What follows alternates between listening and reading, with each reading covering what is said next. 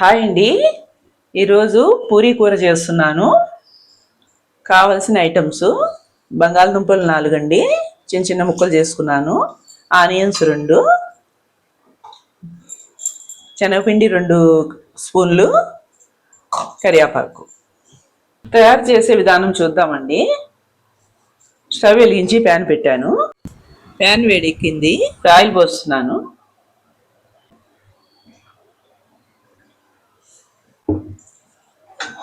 ఇంత oil పోసానండి. Oil వేడెక్కింది. కొద్దిగా ఆవాలు వేస్తున్నాను, కరివేపాకు. ఇప్పుడు వేయించుకోవాలండి. ఆనియన్స్ వేస్తున్నానండి.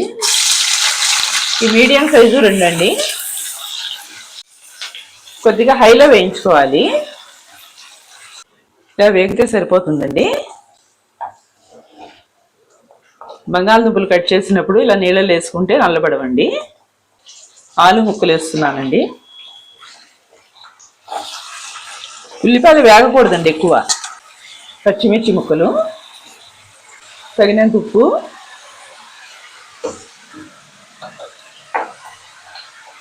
కొద్దిగా పసుపు, 1 స్పూన్ కారం. బాగా కలుపుకోవాలండి. మళ్ళీ కారం వేసావు కదండి, ఇలా కొద్దిసేపు వేయించుకోవాలి. వేయించుకున్న తర్వాత వాటర్ పోసుకోవాలండి.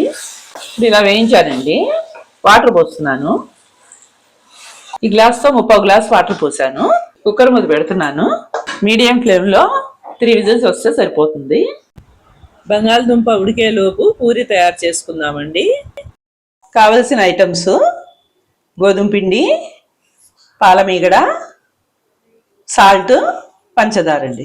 సాల్ట్ తగినంత వేసుకోవాలండి. మనం పిండిలో ఈ పంచదార మట్టికి కొద్దిగా వేసుకోవాలండి. ఇంత సరిపోతుంది టేస్ట్ కండి. ఇది ఇలాగ వేసుకుంటే సరిపోతుంది.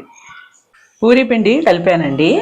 ఈ పూరీ పిండిలో కొంచెం సాల్ట్, ఇప్పుడు పాలు వేడి చేస్తే మీగడ వస్తుంది కదండి పైన, ఆ మీగడ కూడా వేస్తాను నేను. మీగడ, కొద్దిగా లైట్గా షుగర్ అండి. చాలా టేస్ట్గా ఉంటుంది. వాటర్ పోసుకొని ఇలా కలుపుకోవాలండి. ఇలా కొంచెం గట్టిగా ఉండాలండి. మరీ మెత్తగా ఉన్నా నూనె లాగేస్తుంది, మన పూరి కూడా సరిగ్గా రాదు. గట్టిగా ఉన్నా బాగుండవండి. ఇలా పెట్టుకుంటే సరిపోతుంది. పూరీ పిండి ఉండలు చేస్తున్నానండి. కొద్దిగా చేతికి ఆయిల్ అప్లై చేస్తే పిండి అంటుకోదండి. ఇలా ఉండలు చేశానండి. మనం ఎంత సైజు కావాలో అంత పెట్టుకోవచ్చు. నేనైతే ఈ సైజు ఉండలు చేశాను. పొడిపిండి వేసి ఒత్తుకోవాలి. పిండిలో మేకడ కలిపాం కదా, పూరీలు సాఫ్ట్గా వస్తాయి. పూరీ మరీ మందంగా కాకుండా, పలుచగా కాకుండా మీడియంగా పెట్టుకోవాలి. పూరీలు ఇలా ఒత్తుకున్నాను. ఇంకా నూనెలో వేయించుకోవడమేనండి. స్టవ్ వెలిగించి బాండి పెట్టి ఆయిల్ పోసానండి. ఆయిల్ వేడెక్కింది. పూరి వేస్తున్నాను. బాగా కాగాలండి ఆయిల్. పూరి హై ఫ్లేమ్లోనే పెట్టుకొని వేయించుకోవాలి. ఆయిల్ మరీ వేడెక్కినప్పుడు ఫ్లేమ్ తగ్గించుకోండి. పూరి వేసి వేయించేటప్పుడు ఫ్లేమ్ హైలోనే ఉండాలి. పూరి బాగా పొంగుతూ వస్తుందండి. బాగా సాఫ్ట్గా కూడా ఉంటాయి, టేస్ట్గా కూడా ఉంటుంది. అంతేనండి, పూరి రెడీ అయిపోయింది. ఇంకా తీసేసుకోవడమేనండి మనం. కుక్కర్ మూత తీసాను. ఇలా ఉందండి. కొంచెం వాటర్ ఉంటుంది. ఇప్పుడు దీంట్లో శనగపిండి వాటర్ కలిపేసి వేయాలండి. ఈ 2 స్పూన్లు శనగపిండి అండి. వాటర్ పోస్తున్నాను కొద్దిగా.